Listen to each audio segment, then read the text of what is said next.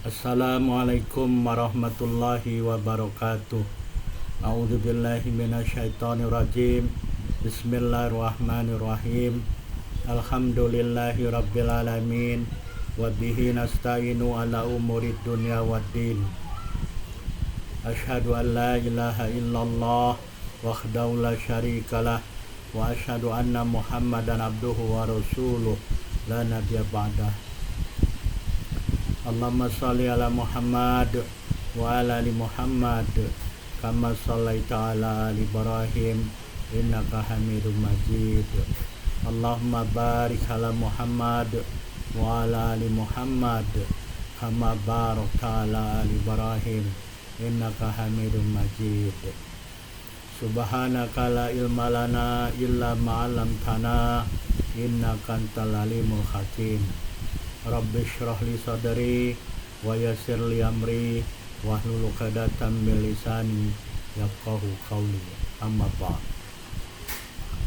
Dalam kesempatan ini saya mengajak dan mengingatkan diri saya sendiri, tuan-puan, bapak ibu, saudara dan saudari, untuk kita saling mengingatkan atau saling berpesan dengan kebenaran yang bersumber dari Al-Quran dan As-Sunnah.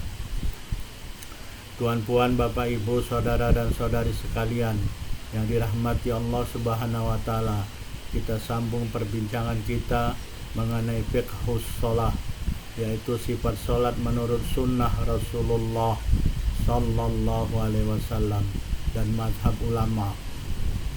Dalam kesempatan kali ini kita membincangkan tentang membaca ta'awudz atau isti'azah setelah al-istiftah dalam sholat. Setelah membaca doa al-istiftah, Imam Asyirazi dalam kitabnya Al-Muhadzab mengatakan seseorang berta'awudz dengan mengucapkan A'udzubillahi minasyaitonirrajim. Maksudnya, aku berlindung kepada Allah dari syaitan yang terkutuk atau direjam. Perkara ini berasaskan kepada hadis riwayat Abu Sa'id Al-Khudri radhiyallahu anhu. Beliau mengatakan, kana Rasulullah sallallahu alaihi wasallam idza qama minal lail kabbara tsumma qala subhanakallahumma wa bihamdik wa tabarakasmuk wa ta'ala jadduk wa la ilaha ghairuk tsumma yaqul la ilaha illallah salatan tsumma yaqul Allahu akbar kabira wa salatan a'udzubillahi samil alim minasyaitonir rajim min hamzihi wa nafthihi tsumma yaqra. Hadis riwayat Abu Daud nomor 775, At-Tirmidzi nomor 244, An-Nasai nomor 899. Maksudnya adalah Rasulullah SAW apabila berdiri untuk sholat malam mengucapkan takbiratul ihram, kemudian baginda mengucapkan, Maha suci Engkau ya Allah dengan memujimu, Maha suci sebutanmu, Maha tinggi kemuliaanmu, dan tidak ada Tuhan selain Engkau. Kemudian baginda mengucapkan La ilaha illallah 3 kali, tiada ada Tuhan selain Allah 3 kali. Kemudian baginda mengucapkan Allahu akbar kabira 3 kali, Allah Maha besar kebesarannya. Kemudian Rasul bertawuz, A'udzubillahi samil alim, aku berlindung kepada Allah yang Maha mendengar, Maha mengetahui minasyaitonir rajim min hamzih wa nafthihi wa nafthihi. Aku berlindung kepada Allah, kata Rasulullah, yang Maha mendengar, Maha mengetahui dari syaitan yang terkutuk, dari godaannya, tiupannya dan semburannya. Kemudian baginda membaca Al-Fatihah. Imam Asy-Syafi'i mengatakan dalam kitabnya adalah Ibnu Umar radhiyallahu anhu berta'awuz dalam qalbunya, dan Abu Hurairah membaca dengan terdengar, dan dengan yang mana cara melakukannya boleh.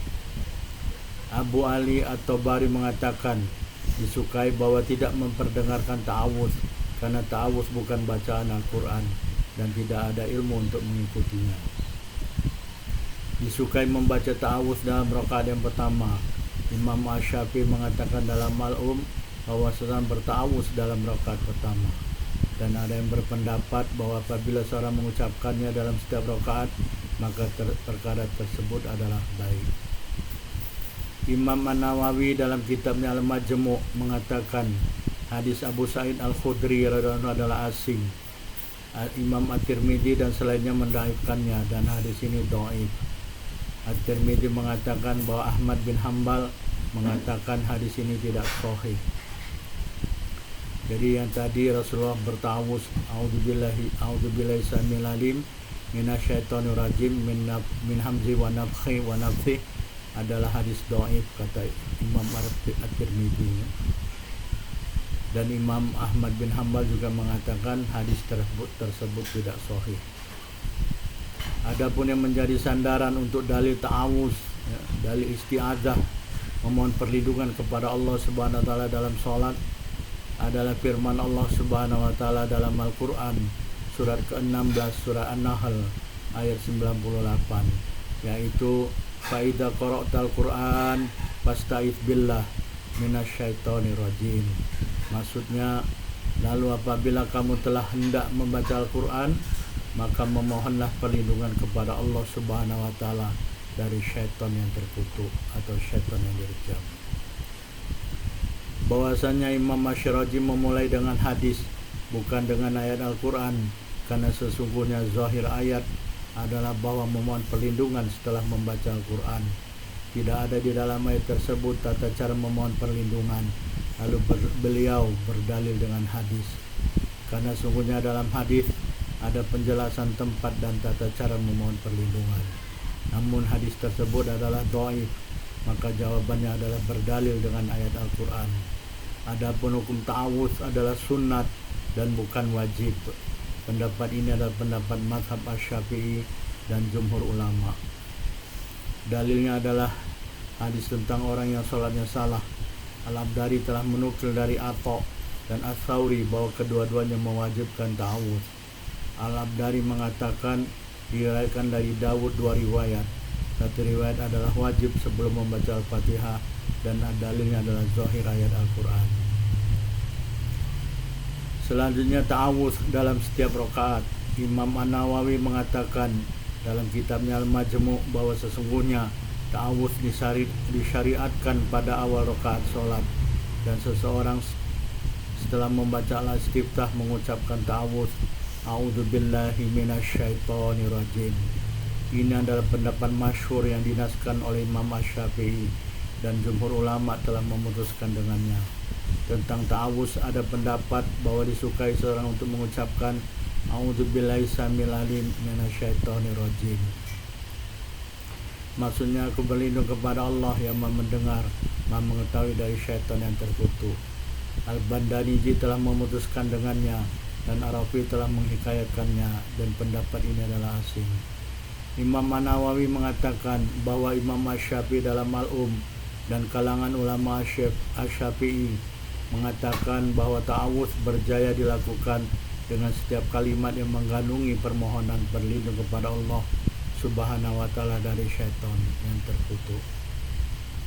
Akan tetapi yang lebih utama adalah mengucapkan a'udzubillahi minasyaitonir rajim. Dalam sholat yang bacaan Al-Fatihah dan surat Al-Quran diperdengarkan, ada dua pendapat mengenai bacaan ta'awuz. Pendapat pertama, pendapat ini dikatakan oleh Abu Ali At-Tabari dan pengarang kitab Al-Hawi adalah disukai tidak diperdengarkan. Membaca ta'awuz tidak diperdengarkan, disukai. Demikian itu ketika mengucapkan ta'awuz setelah al-istiftah. Diulangi, pendapat pertama, pendapat ini dikatakan oleh Abu Ali At-Tabari dan pengarang kitab Al-Hawi adalah disukai tidak diperdengarkan ketika mengucapkan ta'awuz seperti al-istiftah. Pendapat kedua adalah pendapat yang sahih dan masyhur, dan ada tiga pendapat. Pendapat yang pertama yang paling sahih adalah disukai mengucapkan dengan tidak terdengar. Jadi disukai mengucapkan ta'awuz dengan tidak terdengar. Ini pendapat yang paling sahih.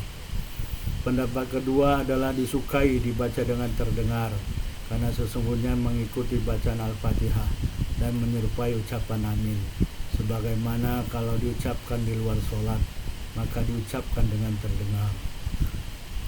Pendapat ketiga adalah memilih di antara mengucapkan ta'awudz dengan terdengar atau tidak terdengar, dan tidak ada tarjih, tidak ada penguatan kepada salah satu, dan ini adalah zahir yang dinaskan dalam kitab Imam An-Nawawi mengatakan bahwa mengucapkan ta'awudz adalah disukai pada rakaat pertama sholat tanpa ada perbedaan pendapat ulama.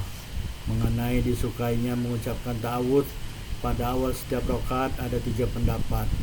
Pendapat yang pertama adalah disukai mengucapkan ta'awudz pada setiap rakaat, karena sesungguhnya pada setiap rakaat dimulai dengan bacaan Al-Fatihah yang baharu. Akan tetapi pada rakaat yang pertama lebih sangat disukai. Pendapat ini adalah zahir nas dalam Pendapat kedua adalah disukai dalam setiap rakaat. Al-Mutawali, Al-Baghawi dan selain mereka memutuskan dengan pendapat ini. Al-Baghawi berpendapat bahwa pendapat yang lebih sahih adalah tidak ada ta'awudz kecuali dalam rakaat pertama. Pendapat ketiga adalah tidak ada ta'awudz kecuali dalam rakaat pertama. Pengarang Al-Hawi dan Al-Muhammili memutuskan dengan pendapat ini. Pendapat mazhab Asy-Syafi'i adalah disukai ta'awudz pada setiap rakaat, dan Abu Atib, Imam Al-Haramain, Al-Ghazali dalam Al-Basit, Aryani, Asy-Syazi, Arafi dan selain mereka mensahihkan pendapat ini. Apabila seseorang meninggalkannya pada rakaat pertama dengan sengaja atau terlupa, disukai dia mengucapkannya pada rakaat kedua tanpa ada perbedaan pendapat. Ta'awudz disyariatkan pada awal bacaan Al-Quran pada rakaat pertama, kedua, dan rakaat seterusnya yang ada bacaan Al-Quran atau Al-Fatihah. Selanjutnya perkara-perkara yang berkaitan dengan ta'awudz. Imam An-Nawawi dalam kitabnya Al-Majmu' mengatakan bahwa ada beberapa perkara yang berkaitan dengan ta'awudz, yaitu perkara yang pertama adalah Imam Asy-Syafi'i mengatakan dalam bahwa tidak disukai apabila seseorang meninggalkan ta'awudz dengan sengaja. Jika seorang meninggalkannya dengan sengaja terlupa, tidak wajib baginya sujud sahwi. Perkara yang kedua adalah Imam Asy-Syafi'i dan ulama Asy-Syafi'i menyukai ta'awudz dalam setiap sholat wajib atau sholat sunat bagi setiap orang yang sholat, sama ada imam, makmum, sholat munfarid, laki-laki, perempuan, kanak-kanak, musafir, orang tidak musafir, orang yang sholat berdiri, sholat duduk, sholat berbaring, dalam keadaan sholat berperang, kecuali bagi orang yang sholat masbuk yang takut kehilangan bacaan sebagian Al-Fatihah apabila dia mengucapkan ta'awudz. Oleh karena itu dia meninggalkan bacaan ta'awudz dan membaca Al-Fatihah. Dia mengucapkan ta'awudz dalam rakaat selanjutnya. Perkara yang ketiga adalah dalam sholat jenazah. Ada 2 pendapat mengenai ta'awudz. Pendapat pertama yang sahih adalah disukai mengucapkan ta'awudz. Pendapat kedua adalah tidak disukai. Perkara yang keempat adalah ta'awudz disukai bagi orang yang hendak membaca Al-Quran dalam sholat atau di luar sholat. Bagi orang yang membaca di luar sholat, bacaannya diperdengarkan dengan kesepakatan ulama fiqh. Cukup baginya mengucapkan ta'awudz sekali selama tidak terputus bacaan Al-Qurannya dengan pembicaraan atau diam yang lama. Apabila dia memutus bacaan Al-Qurannya dengan berbicara atau diam yang lama, maka dia memulai lagi dengan ta'awudz. Apabila dia melakukan sujud tilawah kemudian kembali kepada bacaan Al-Quran, maka dia tidak berta'awudz, karena sesungguhnya bacaan Al-Quran tidak terpisah atau terpisah sebentar dengan sujud tilawah. Mazhab ulama mengenai ta'awudz. Imam An-Nawawi mengatakan ada beberapa pendapat ulama mengenai ta'awudz, tempatnya, sifatnya, membacanya dengan terdengar, mengulanginya dalam rakaat sholat, disunnahkannya bagi makmum, dan apakah ia sunat atau wajib. Adapun asalnya ta'awudz bagi orang yang sholat adalah dari jumhur ulama, dari kalangan sahabat Rasulullah SAW. Jadi asalnya ta'awudz adalah dari jumhur ulama, dari kalangan sahabat Rasulullah, at-tabi'in dan orang-orang setelah mereka. Mereka suka mengucapkan ta'awudz, termasuk mereka adalah Ibnu Umar radhiyallahu anhu, Abu Hurairah radhiyallahu anhu, Atha bin Abi Rabah, Al-Hasan Al-Basri, Ibnu Sirin, An-Nakhai, Al-Auza'i, Al-Thawri, Abu Hanifah, seluruh Saburra'i, Ahmad, Ishaq, Dawud dan selain mereka. Imam Malik berpendapat tidak ada asalnya ta'awudz kecuali dalam salat malam Ramadan, karena hadis orang yang salatnya salah. Dalil jumhur ulama adalah ayat Al-Quran dalam surat ke-16 An-Nahl ayat 98 yang telah disebutkan tadi. Dan yang berdalil dengan hadisnya tidak tetap, maka dengan ayat Al-Quran lebih utama. Adapun tempatnya ta'awudz, maka jumhur ulama mengatakan sebelum bacaan Al-Quran. Abu Hurairah, Ibnu Sirin dan An-Nakhai mengatakan seseorang mengucapkan ta'awudz setelah bacaan Al-Quran. Adapun Abu Hurairah mengucapkan ta'awudz setelah membaca Al-Fatihah karena zahir ayat Al-Quran. Jumhur ulama mengatakan bahwa makna ayat 98 surat An-Nahl adalah apabila kamu ingin membaca Al-Quran maka berta'awudzlah. Makna ini lebih layak dan mudah untuk dipahami. Jadi apabila kamu telah ingin membaca Al-Quran maka berta'awudzlah. Mana ini lebih layak dan mudah untuk dipahami.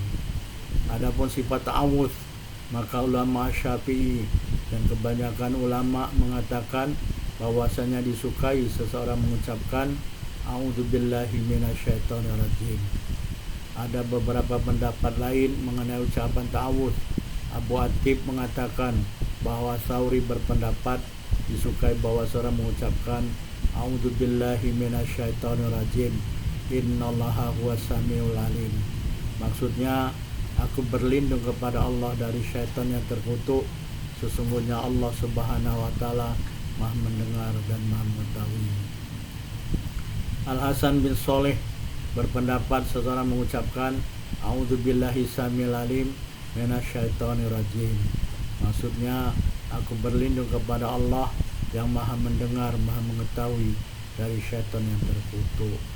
Asy-Syafi'i menukil dari Al-Hasan bin Shalih, a'udzubillahi samiul alim minasyaitonirrajim, innallaha huwas samiul alim. Maksudnya, aku berlindung kepada Allah yang Maha mendengar, Maha mengetahui dari syaitan yang terkutuk. Sesungguhnya Allah Subhanahu wa taala Maha mendengar, Maha mengetahui. Pengarang kitab Asy-Syamil telah menghikayatkan ta'awudz tersebut dari Ahmad bin Hanbal dan berdalil dengan firman Allah dalam surat ke-41 surat Fussilat ayat 36 dan hadis Abu Sa'id. Adapun firman Allah Subhanahu wa taala yaitu wa imma yang zaghannaka minasyaitani nazghun fasta'id billah innahu was-samiul alim. Maksudnya, dan tatkala satu godaan dari syaitan benar-benar menggoda kamu, maka berlindunglah kepada Allah Subhanahu wa taala. Sungguhnya Allah Maha mendengar, Maha mengetahui. Imam An-Nawawi mengatakan bahwa kalangan ulama Asy-Syafi'i berhujjah dengan firman Allah dalam surat ke-16 An-Nahl ayat 98 yang telah disebutkan di awal tadi. Sesungguhnya ayat tersebut mengandungi perintah ta'awudz. Adapun ayat 36 surat ke-41 surat Fussilat yang dijadikan dalil yang telah baru saja disebutkan, maka ayat ini bukan menjelaskan bagi sifat memohon perlindungan, bahkan ia merupakan perintah Allah Subhanahu wa taala untuk memohon perlindungan. Allah Subhanahu wa taala memberitahu bahwa sesungguhnya Allah Maha mendengar terhadap doa dan Maha mengetahui, dan Allah Subhanahu wa taala memerintahkan manusia untuk memohon perlindungan.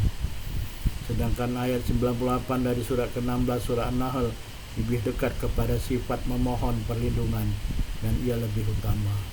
Adapun hadis Abu Sa'id Al-Khudri yang telah terdahulu penjelasannya bahwa hadis tersebut adalah dhaif. Adapun memperdengar bacaan ta'awudz dalam sholat yang bacaan terdengar, Imam An-Nawawi mengatakan bahwa sesungguhnya pendapat yang kuat dalam mazhab Asy-Syafi'i adalah tidak diperdengarkan. Dengan pendapat ini berkata Ibnu Umar radhiyallahu anhu, Abu Hanifah dan Ahmad. Abu Hurairah radhiyallahu anhu berpendapat dengan bacaan ta'awudz terdengar. Ibnu Abi Laila berpendapat tidak diperdengarkan, dan diperdengarkan adalah sama dan kedua-duanya baik. Adapun disukainya ta'awudz dalam setiap rakaat, Imam An-Nawawi mengatakan bahwa pendapat paling sahih adalah dalam mazhab Asy-Syafi'i adalah disukai ta'awudz dalam setiap rakaat. Dengan pendapat ini Ibnu Sirin berpendapat, atau Al-Hasan, An-Nakha'i, Ats-Tsauri dan Abu Hanifah berpendapat bahwa dikhususkan ta'awudz dengan rakaat pertama. Adapun ta'awudz bagi makmum, pendapat mazhab Asy-Syafi'i menyukai ta'awudz bagi makmum sebagaimana disukai bagi imam dan orang yang salat munfarid, salat sendiri. Ats-Tsauri dan Abu Hanifah mengatakan bahwa makmum tidak berta'awudz karena sesungguhnya tidak ada bacaan Al-Quran atas makmum atas pendapat kedua-dua orang tersebut. Tuan-puan, Bapak, Ibu, saudara dan saudari sekalian dirahmati Allah Subhanahu wa taala, kita telah sampai di akhir tausiah atau mudzakarah pada kesempatan ini. Terima kasih telah menonton video ini. Fastabiqul khairat, berlomba-lombalah dalam berbuat kebaikan. Subhanakallahumma wa bihamdika, asyhadu an la ilaha illa anta wa astaghfiruka wa atubu ilaik. Wabillahi taufiq wal hidayah. Wassalamualaikum warahmatullahi wabarakatuh.